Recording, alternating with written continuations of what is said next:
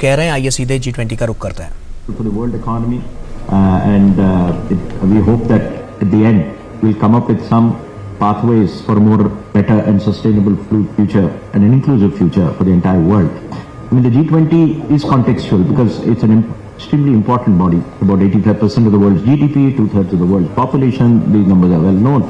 The important point is, consider that many other international bodies are log jammed in terms of taking decisions. This actually brings together a smaller group, which is actually far more effective if and when it comes to consensus. And I think that's very important.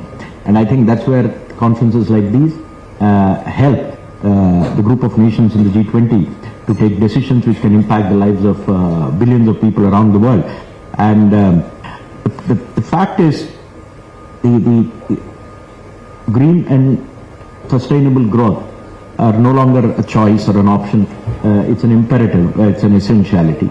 Whether we like it or not, the world will be nudged or pushed into that direction or some other direction which we don't want to go into.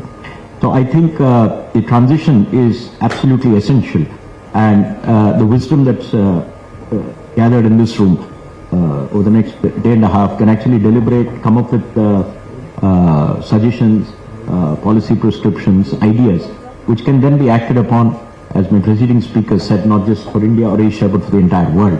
The topics are quite aligned with India's own priorities, which has tried to push in the G20 agenda things like green development, climate finance, accelerated inclusive growth, technological transformation, and the SDGs, which sometimes seem to be falling off people's minds when we talk about many other challenges, but they're actually relevant for the majority of the population of the world.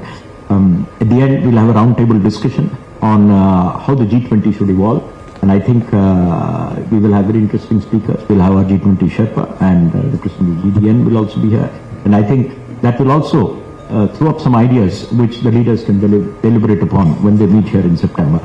NITI, as NITI mentioned, is India's premium think tank which shapes government policy significantly.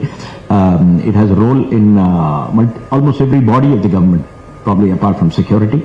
So we have our fingers in almost every pie, and so everything that comes out of here will actually be looked at quite seriously by the government, at least in India, and it will also help NITI align, chart its own path as it goes along to the future, charting out a green transition agenda, charting out the sustainable growth agenda. The SDGs are actually parked in NITI Aayog. We have the primary responsibility for pushing the SDG agenda within the country. So to that extent, this is very important.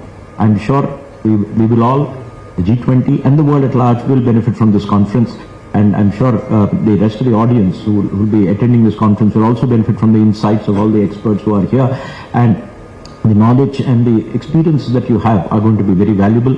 I extend my gratitude to all the participants who have taken time off from their other schedules and come here to participate and deliberate. I also thank all the organizers and the others who are supporting this conference. I thank you very much, and I look forward to a day and a half long workshop with all of you. Thank you very much. Thank you, CEO. And तो BVR Subramaniam को आप सुन रहे थे। आपको बता दें कि काफी